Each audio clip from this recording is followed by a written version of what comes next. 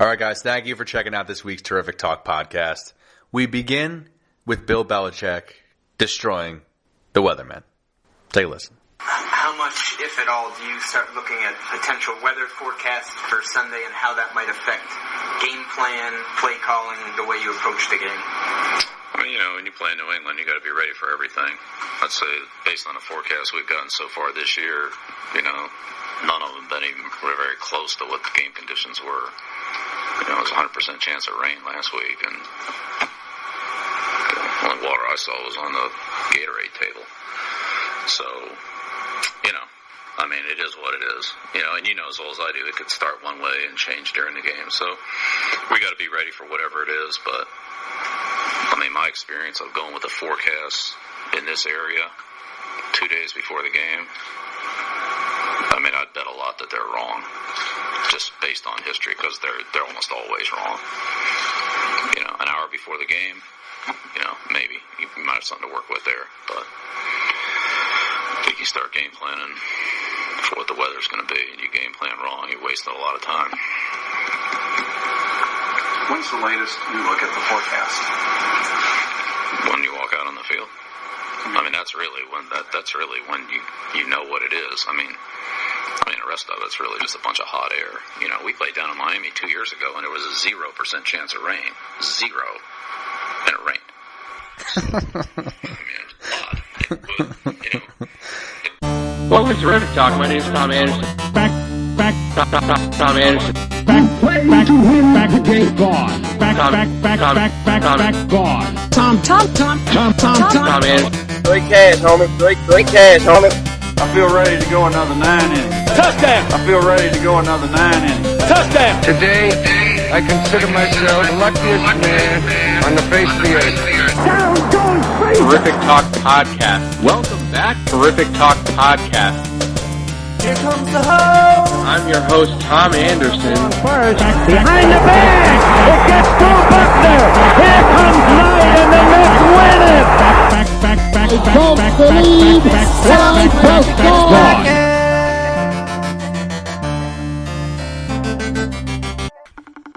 Terrific. Hey, buddy, how are you? Good, man. How you feeling? I'm feeling good. Are you really making the same mistake calling me from an airport again? Dude, I'm hiding in a backside hallway so that no one's around me, so that you can't put me in a position like you did last week. What airport are you at? Where are you? I'm up in Portland, so PDX Airport, heading back to Pasadena. I have to connect through San Fran, and I've got a couple-hour layover actually in San Fran, and we'll end up in Burbank, so 20 minutes from our house. What's your favorite airport? Man, that's a tough question. I didn't mind San Fran, but then they canceled my flight on me on Tuesday because of a suspect reason. They're saying the weather was bad, the winds were not good, but it was 10-mile-an-hour winds, so I didn't really get what the heck was going on. You sound like Belichick. Very suspect. But I don't know. That's a good question. Philly, because Philly's airport's so dirty, dude. It's actually not a nice airport. New York isn't bad. I fly United often, so when I was back there, Newark is a hub for United, so it was that was a nice terminals, nice little lounge area that I used to go to. United's tough now when I do fly, and there's no room. It's never a good experience. Dude, see, that's where the travel. Work travel for me comes in handy, so I can just upgrade myself to the economy plus seats. So I got a little extra leg room. Here and there you get the first class upgrade. So that's where having the status helps. You know what I mean? Yeah. So what do you make of everything that's going on in Syria? Do you think we should bring the troops home? Oh my lord, man, that was a little wild, wasn't it? Wow, there's just a lot going on politically right now. That would maybe be a day long podcast. So yeah, what do you think about Syria or Iraq in general, or what? They're great places. A very politician-like answer. Dude, so do you just want to start and just get what happened last night off your chest, so that you can just we can clear the air with it. We can be done with it. Be done with it. Are you referring to the Brooklyn Nets going into Houston and shoving James Harden's 56 points down his throat? Your boy, Spencer. Give some love to Spencer Dinwiddie. Let's go. I mean, he normally plays like an MVP against only the Sixers, so I'm at least happy that he's doing it to other teams now, so I don't have to, like, just be annoyed with him, like, when he has just his one good game a month. Stop it. So.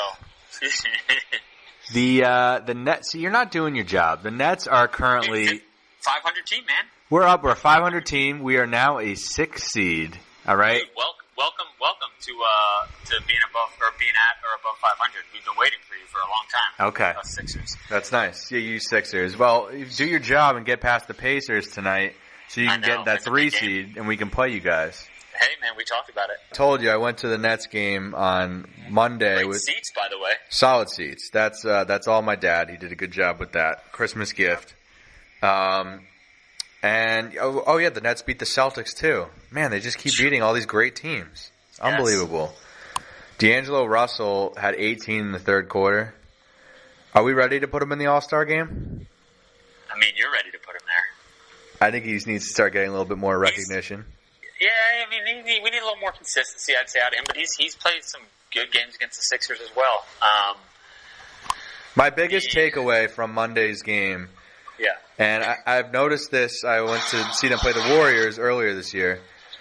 Sean Marks and Kenny Atkinson have built an awesome culture. Like, these guys have kind of grown up together. They've all been playing together now for like 3 years. I mean, the Nets were...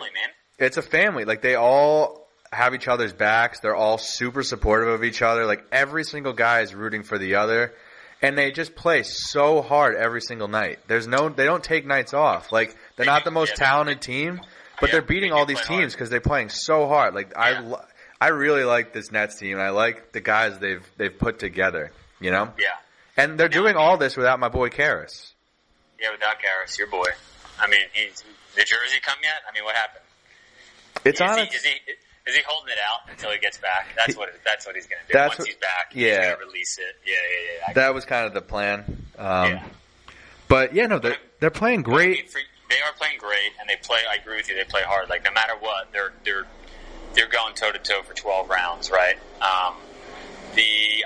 What I'm curious to know, because now they're at the 6th seed. Like, at this point, is this team built to last? Like, I would imagine that maybe you thought that you had another year where you'd still be able to be in a position to get a good draft pick. I mean, do you have all the pieces that you need, or is this something that you're going to have to try to attract a big time free agent just based off this culture that's been made, or based off this young core team that you have? And I mean, no shots here. It's not, obviously they're not like A caliber, but like, to be a 6th seed, they're in the top third of the top quarter, let's say, at least of things. So like, you do have a good young nucleus, but I think the biggest thing is you're missing that go-to stud. Of course. Is Brooklyn a place someone's going to go to? It is becoming a lot more attractable than it was, I'd say, 2 months ago. I think the rest of the league is starting to take notice a little bit. Like, oh wow, they've got some kind of good young players there. Jared Allen, the center, he's blocking every single superstar in the NBA. He had a 20 and 20 last night. Yeah, he dunks from far away as well. There's times, like, I've watched some highlights where, like, he'll go up, like, at the basket, and I'm like, this will be a lay, and it's somehow he, like, stretch Armstrong his arms to, like, be able to still dunk. I'm like, dude, he's, like, 8 feet from the basket jumping. Like, straight up, how does he reach that far to be able to dunk it? He's great defensively. He's got the stretch Armstrong arms. He's super athletic. He's the return of the center, where we don't have many good centers in the NBA. He's a foundational piece. My boy, Karooks. Have you seen this guy? Mm-mm. They drafted him in the second round, right? From where? Overseas. I think he was in, like, I don't want to get it wrong, maybe Slovenia, or Lithuania, one of them. Yep. And he was playing over, I think, in Barcelona, and he just kind of had a weird circumstance there. So anyway, he made it all the way to the second round. The Nets drafted him. He's killing it right now. He's like he's a great 3-and-D player. You need those in this league. Huge. Spencer Dinwiddie, they have basically on the cheap. They just re-signed him. They stole him from the Pistons. He's solid. D'Angelo, say what you will, he's not but by no means. He can play, and he's still like 22, 23. Like, he's a baby. He's still learning his way, but every single year he's been improving. And it's not. He had to get out of that Lakers situation. He's playing really well right now. Karras is coming back. He's waiting in the wings. Karras was solid before he got hurt. And so we got the culture. We got all this like young core here. Oh, yeah, they also have cap space to bring in 2 max players next year. Yeah. It's all set up. We just got to get somebody to come. Kyrie, I mean, there was the chant. They were chanting Kyrie's leaving in Brooklyn on Monday.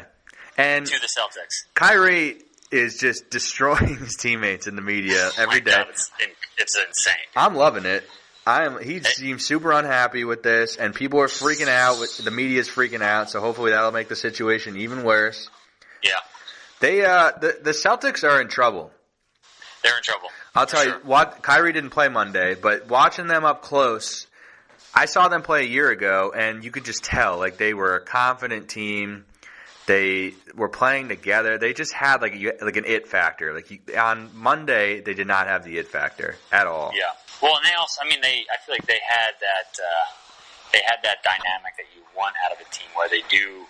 That they were like a great team that tried as hard as the Nets try every night. You know what I'm saying? So like, Zach, that's very true. You could never take a playoff with them, which I think the Sixers did in the postseason. Hence why we got rolled by them 4-1. Yeah. But now it just seems like there seems like there's some kind of a rift. I don't know if it's. There's too many guys. Is it Kyrie? Are there too many guys? Is Kyrie honestly sensing that he's not like in the spotlight because Jason Tatum is a stud and because Gordon Hayward's back? Like, I don't know. I think Kyrie's fine. The big thing that's missing this year, and I don't know why no one's talking about it, is Al Horford is not. Yeah. That guy was kind of like the heart and soul of their team last year. Yeah. He's so solid, and he was so good and so underrated. This year he's been banged up, and he looks like a shell of himself. He has not been an X factor at all, and I think that is honestly what's hurting them the most. You can blame guys like Jaylen Brown, who's having a terrible shooting year. Tatum's still kind of coming into his own. Gordon Hayward has not been good. Kyrie's been solid besides attacking his teammates in the media. Aside from eviscerating his whole team. But I think they go with Al Horford. I think he kind of is. No one's saying it, but I think that's a huge reason why they're not playing as well. Dude, there were a few games in that playoff series where I think Al Horford maybe missed 1 or 2 shots. Like every shot he was taking against us, he was hitting. And I'm like, how does this guy not miss? But we played them on Christmas Day, and he definitely didn't look the same. Granted, they ended up beating us, overtime, which was annoying. But it wasn't because of Al Horford. You know what I mean? Yeah, he's usually so solid and consistent, but that's not there right now. But the Nets, dude. I know they're playing great ball. That's probably me, Will, and I's worst call from that. Because there could be a couple, but that's one of those that were going to be totally incorrect. And you rode with your squad, dude. They just have a nice young core. I'm excited, and they just keep improving night to night. And I think they're getting a little more confidence now that they're beating some of these better teams. But we mentioned it. We need a stud max guy. Yeah, it's hard to finish games right now. Mm-hmm. Dinwiddie was incredible last night, but it's hard to. Did he hit 3 threes in the last minute of regulation to send it to overtime? Is that what it was? Yes, sir. They were down 8 points with a minute to go. Unreal. And he brought them. They were down 7 in overtime, and he brought them all the way back. Game winner. Actually, I said to you, I read the entire play-by-play for the last half of the fourth quarter and the overtime because I was just at one point I saw you guys were down 14 or 13. I was like, wait. There was only 4 minutes left. How the heck did they pull this one off? Yeah, it was insane. James Harden is he's unconscious right now. It's in an insane zone right now. You know, he's just impossible to guard. Yeah, but I will. Dude, like, what do you think about like his step back? Right, like you remember? I'm sure you saw the video of like the traveling, Steph kind of doing his step back, and he gets called for the travel, and he's like pointing at his jersey number, or like putting up 1 and 3. Like, are you kidding me? For Harden, because it was that move. Like that's travel, right? He jabs in and then takes a double hop step. I think it's a travel, but they never call it. So it's like. I've honestly tried to go back and watch these step backs like countless times, and it's like I can't tell if he's traveling or not. Like it just blatantly looks like a travel, but I don't think it. Sometimes it's not. I don't know. Yeah, sometimes it's not. I think most times it is because he kind of like jabs forward with one step, so his pivot foot is established, and then he like does a double hop back with both feet. So to me, like that's a travel. Anyway, that double hop back is like impossible to guard. You can't guard it. You cannot guard it. And if you play up on him, he'll drive right by you, and he runs into players to get to the. He shot like 20 free throws last night. Yeah, well, he also like had a 5-step travel. Did you know what I'm talking about? Like going down the lane. Yeah, of course. I literally went and rewatched that like 4 times. It's like, wait, am I thinking I'm seeing this? Like, am I like making up that he's traveling, or like did he really just take 5 or 6 steps? And he really did take 5 or 6 steps. It's unbelievable. One thing I did notice, though, which come playoff time is going to be interesting with that. I know they're missing a couple guys. They're missing Chris Paul, Capella. But if you go to double team him, he's got to give it up. And there was a lot of Austin Rivers last night. Yeah, I'm fine with that. A lot of Austin Rivers. If I'm like facing them somehow in the NBA Finals, I'm fine with Austin Rivers trying to beat us. You know what I mean? Yeah. If I'm the Golden State Warriors, I'm fine with Austin Rivers attempting to be the one to like put the knife in us. They need Eric Gordon to step it up. But I'm telling you, in the playoffs, that's going to be really interesting when his fourth quarter things really tighten up. He's going to have to give it up a little bit, and those guys are going to have to make shots. We saw it last year, Game 7. They couldn't buy a 3. They couldn't do it. Speaking of fourth quarters, I caught the end of the Warriors Pelicans game yesterday. Okay. And I just found it funny that Steph went crazy in the third quarter standard. He hit 9 threes. So I think he's hit almost about 30 threes the last 3 games or something crazy like that. Talk about on a run. It was 6 minutes left in the fourth quarter, and they were down 1 or 3 or 4. It was something in that range, and they still weren't bringing Steph in. That's how cocky they are. Yeah. The best shooter probably ever, one of the best players in the world. They're you're fine to sit on the bench for 6 minutes of the fourth quarter, game time. Game time, 6 minutes while we're kind of in this tight battle. We don't need you yet. Yep, it's insane. And DeMarcus Cousins is coming back. Yeah, he's coming back Friday, right? Yep. Everybody freaking out about the Warriors this season. They're fine. They're going to win the title. Yeah, I know. I'm kind of annoyed that I picked the over on them, but at first, they literally lost 1 game to start in the first 15. So I was like, wow, they actually could break the record again. And then I think obviously had the KD and Draymond drama, but I think they're probably to the point now where we don't need to win all these games. We just need to win 60. We can rest people. We really they only need to win 58, which they can easily, right? It's not that's even a problem for them. But I think that they probably realize, we can rest up a little bit. We don't have to take this as serious. They did that to me last year. They burned because I did the over last year, and they did the similar thing where they kind of just semi-coasted. Yeah, because it turned it on when it mattered. But yeah, you can talk about all the problems that they have internally and whatever, but I just don't see another team, especially out west, beating them in a 7-game series. I don't see it. I agree. Yeah, I just can't. I don't think it can happen. I don't even think it's about the Warriors. I don't think the other teams are all that good. Yeah, agreed. Houston is definitely not the same team as last year. And I think as even looking at it, it's all things being the same, right? With teams, which they're not, because you lose a player, player goes here, player goes there. It's just health. People get hurt, dude, and it puts a wrench in everything because then you miss a couple weeks, and then you're stale, and then you got to get the flow back, and then all of a sudden it's kind of all right, we missed X amount of weeks, and things aren't gelling well. And the Warriors, they can kind of maintain consistency, the best of everyone. All right, let's take a quick break here to talk about Robinhood. Robinhood is an investing app that lets you buy and sell stocks, ETFs, options, and cryptos, all commission-free. They strive to make financial services work for everyone, not just the wealthy. It's a non-intimidating way for stock market newcomers to invest for the first time with true confidence. Other brokerages charge up to $10 for every trade. Robinhood doesn't charge a commission. You trade stocks and keep all your profits. I use the Robinhood investing app, and they had all these easy-to-understand charts, market data, and the cool thing is you can place a trade in just 4 taps on your smartphone. Discover new stocks and track your favorite companies with a personalized news feed. They'll send you custom notifications for price movements so you never miss the right moment to invest. And today, Robinhood is giving listeners a free stock like Apple, Ford, or Sprint to help build your portfolio. Sign up at terrific.robinhood.com for the special deal. That's terrific.robinhood.com. Hey guys, I got an idea for you. This February, follow your favorite baseball teams to Arizona for Cactus League Spring Training. Amazing weather and landscapes, exciting outdoor adventure, incredible food. Arizona is the perfect home base for baseball fans. They've got 10 stadiums, 15 Major League Baseball teams. Did I mention the 75-degree temperatures? There's so much to see and do nearby. You can check out amazing restaurants and bars, including tons of craft breweries like Four Peaks, Angel's Trumpet Ale House, and Goldwater Brewing Company. We've got great live music from national and local artists there. When you go to Arizona, you can check off must-see destinations from your bucket list like the Grand Canyon, Monument Valley, Horseshoe Bend, Tucson.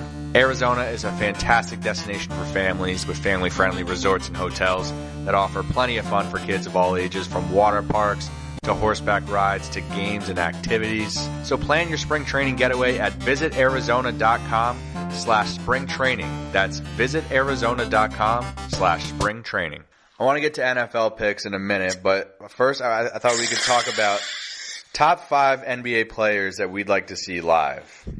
So do you want to go this players that we haven't seen yet, or players that we have already seen, but just in general, top 5? I would go just in general, top 5 in the NBA this season. Who would you want to see? Okay. I'll always put Steph at number 1, I think, because I agreed. You know, I grew up as a shooter, and I just like shooting, and I would just love to be at a game where he goes off for like 12 threes. There's nothing like seeing him play. It's you know what I mean? It's unlike any other player I've seen ever. It's just amazing, and he really is like the most loved player in like every single city. Mm-hmm. So you just, even when it's a road game, you feel the buzz in the building when he hits a 3, like that crowd sound. Like he is amazing to watch. So I would definitely go Curry number 1 as well. Yeah, I'll put LeBron at 2 just because he, you know, say what I want to say about him. He's probably the most athletic player to ever play in the NBA. That's your boy. Yeah, my boy, the GOAT. Far cry, but yeah, hey, it's one of those things. I'll say it again. When you have to proclaim yourself the GOAT, you know there's a problem. Yeah. You want to go see him? You want to go see the GOAT? I would see him. I mean, I will. So we're going Sixers and Lakers next Tuesday. Not this. When is it? Not this Tuesday, but the following, the 29th. That was my Christmas present. He should be back. Hopefully he's back. Hopefully he should be back. I mean, if he's not, whatever.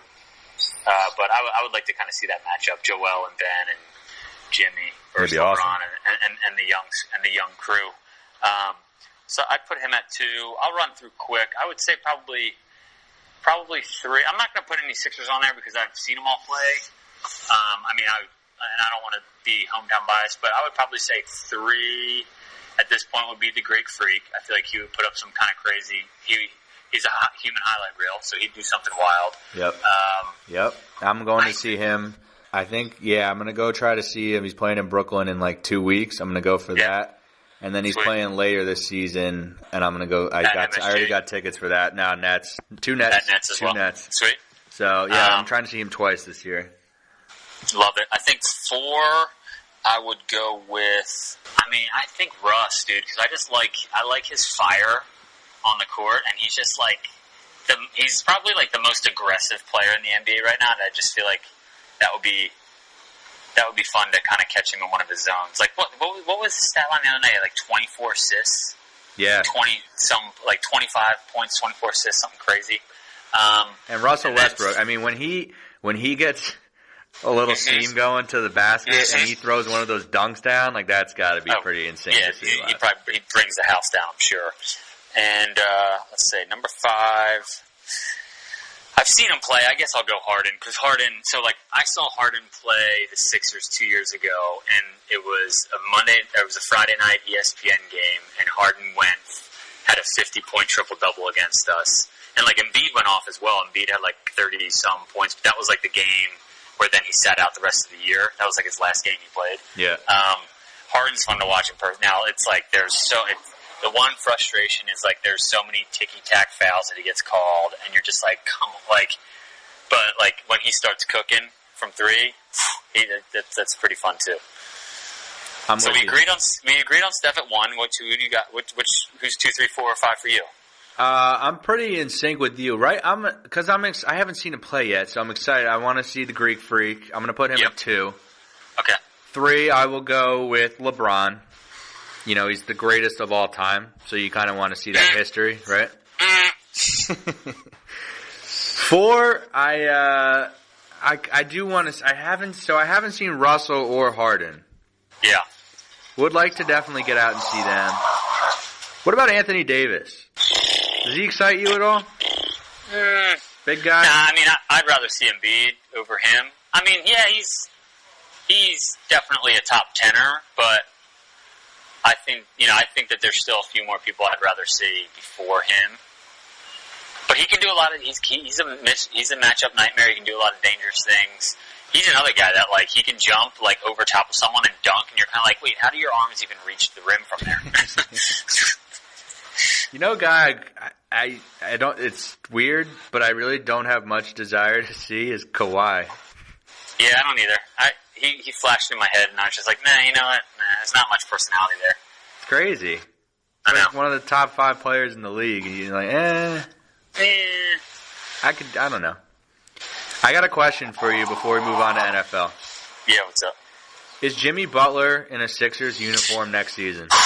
Man, it doesn't seem like he is. I mean, like, I'm still in the belief. Call me naive and call me, like, I don't know what, think of any word to describe. I feel like they're still, like, so new with teammates. Like, it's now only been, like, 2 months. Like, has it been 2 months? Like, yeah, pretty barely. You know, like, I feel like they're having issues with how the offense is flowing. It's kind of like they haven't even figured themselves out yet. You know, like, I feel when push comes to shove and we get to the end of the season and we're in the playoff games, it's like they'll come together, and then it'll be a kind of a different story. Now, that being said, do I think that he's, like, is it worth putting a max contract out for him?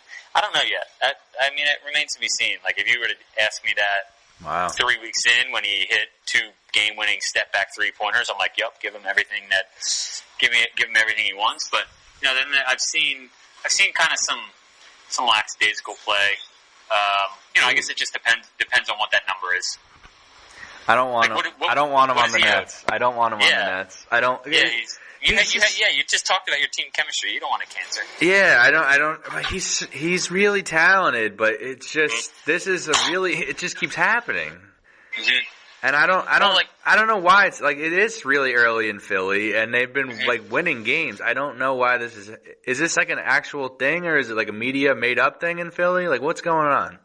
It's an actual thing, but I feel like they're under the microscope, so I feel like it's even blown up even more, if that makes sense. You know, some of this stuff is like, you know, he said something to Brett Brown in the team meeting, and somehow it leaked to the media what he said, and people are like, who could have said that? Someone who also complained about his role in the offense, and who got grief for saying something. Now all of a sudden another player says something in a behind closed doors team meeting, and that information slipped. Who could have been that high profile name to do something? You know what I mean? Like, never good. Yeah, history of leaking to the media. Just leakage, dude. I just think, like I said, give it a little bit of time. Get it to crunch time when it matters most. I think they come together. All right. I want Kyrie, not Jimmy. I know that you do.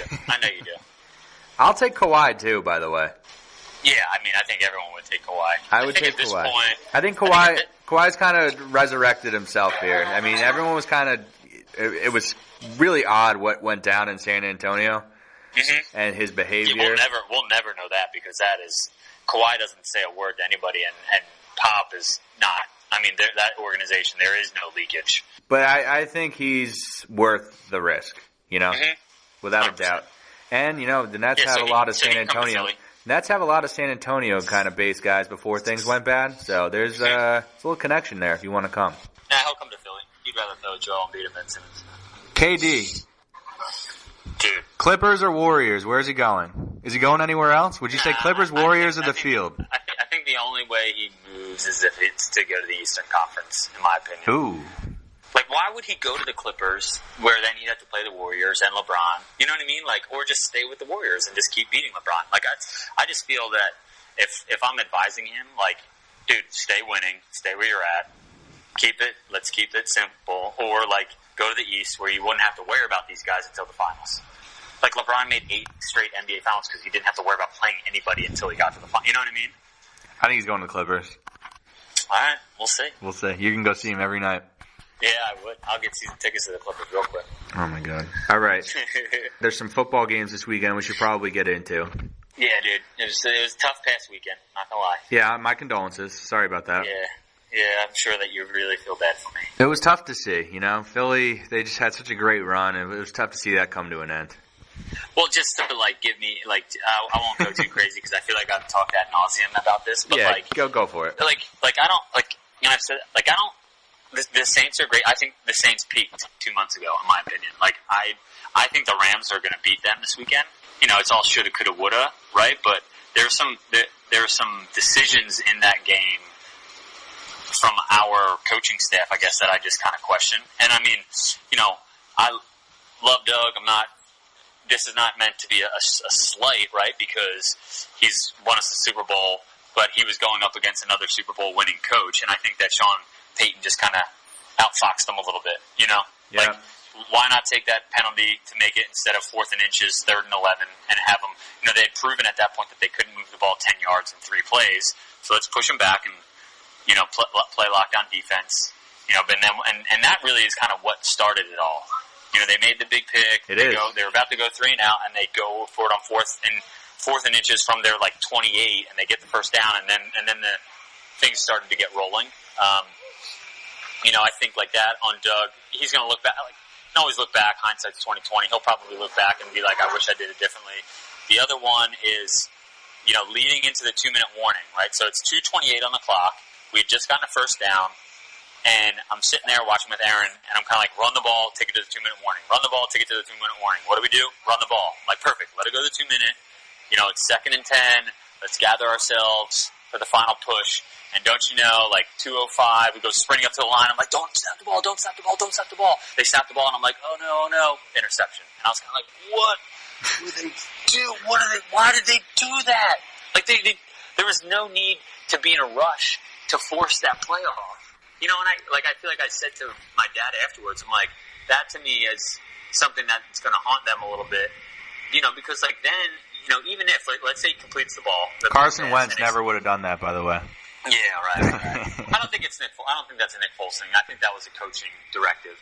But they complete that pass. It was like a 4-yard pass, so it's still 3rd and 6. So all of a sudden, you go from having 3 plays after the 2-minute warning to only having 2 to get the first down. It just a lot of it to me. I think the team they only really played one. Well, they didn't only play one quarter. The defense played a whole heck of a lot of football, but I feel like the offense kind of no-showed after the first quarter. Yeah.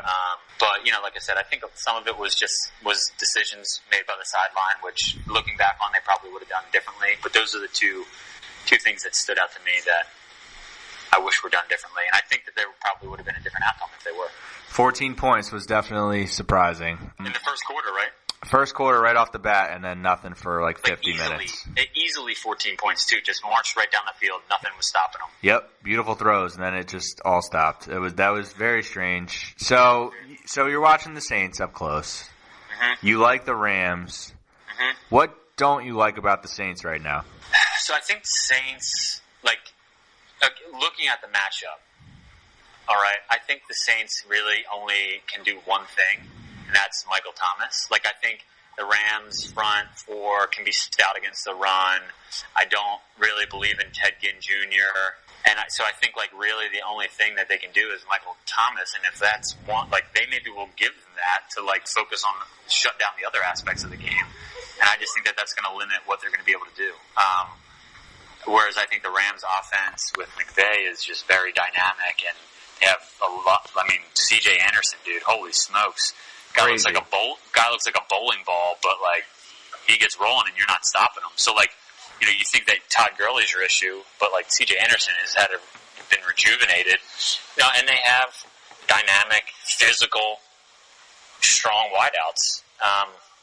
I just from a matchup perspective, I think the defense of the Rams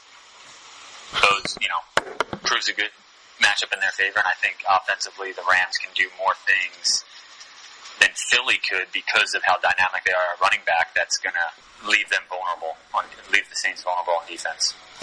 What about Jared Goff?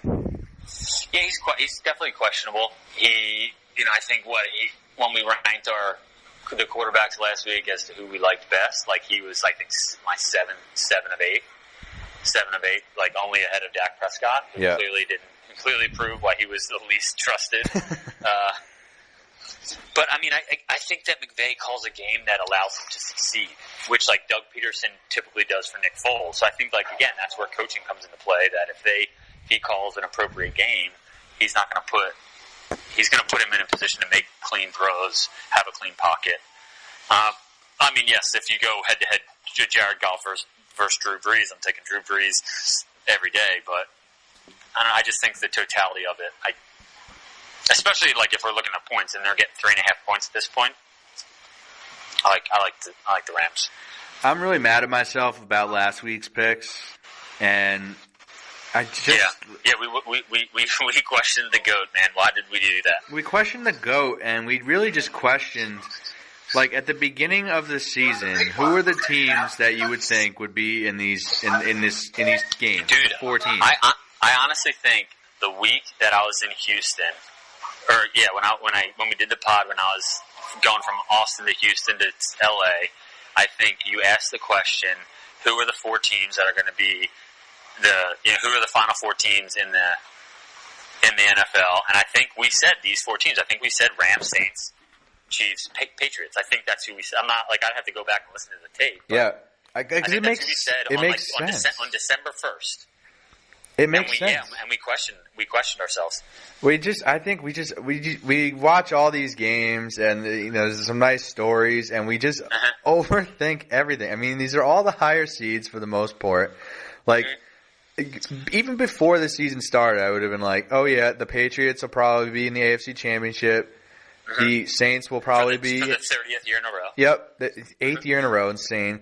The Saints will be in the NFC. The Rams will be in the NFC. That all made sense at the beginning of the year. Yep. And then the only one was the Chiefs because we didn't know how good Mahomes would have been. But after watching 2 months of the Chiefs, after watching the TD monster, yeah, I mean, we found out real quick. We found out real quick. So it's just what the hell were we thinking last week? Let's go with Andrew Luck. I think I believed in the Chiefs more than Andrew Luck and the Colts last week. I think I was questioning the high spread for the Chargers because I thought they'd keep it close. Yeah, the Chargers were terrible. The Colts were terrible. I did say I knew that the Rams were going to crush the Cowboys, and the Rams killed the Cowboys. I mean, yeah, it's just all the higher seed teams won. So this week is interesting. Interesting, dude. So first game, you said you like the Rams. The Saints here at home are favored by 3.5. Yeah, I got to take the Rams getting 3.5 points against the Saints. I know that the Saints beat them by 10 or whatever, 10 or 7 or 13 in the regular season, but Yeah, that was their first time with that team in the Superdome. Now they know what to expect. You know what I mean? Now they'll be prepared for that noise. I like them getting points. I mean, I like them winning outright, but I am a little nervous that the Saints may have peaked early. Yeah. They made a lot of mistakes in that Eagle game. The offense has not been tearing it up really the last month and a half. Yep. The Rams' defense is just so strange. I just don't know. Like, the Saints' offensive line was amazing in the first half of the year, and they've been a little suspect lately. I guess they've had a little very porous as of late. And now you got Aaron Donald and Sue coming in there. Like that could be a big matchup. And Breeze, you don't give him a ton of time, then I can see it. I can see the Rams, but flip side of that, I just don't trust Goff. I don't trust Goff. The Eagles really didn't do enough of. You know, and I'm in a text combo with a bunch of my friends from Philly, and they're like, my boy Creighton's like, why are we not sending a fifth or sixth guy at Drew Brees? Like, you know, they're going to do what they're going to do on offense. We are playing with a Z string defensive backfield. Like, but if he doesn't have time to allow those guys to get downfield, then he's not going to be able to do what he wants to do. So it's like, just send a fifth or send a sixth. Send anyone extra. Just send them. Because when I mean he's a great quarterback, but he's not known to do things with his legs. So like if you get to him, I mean he's not like Eli in that sense where Eli just collapses to the ground before someone even gets there. Shot. Easy, unnecessary.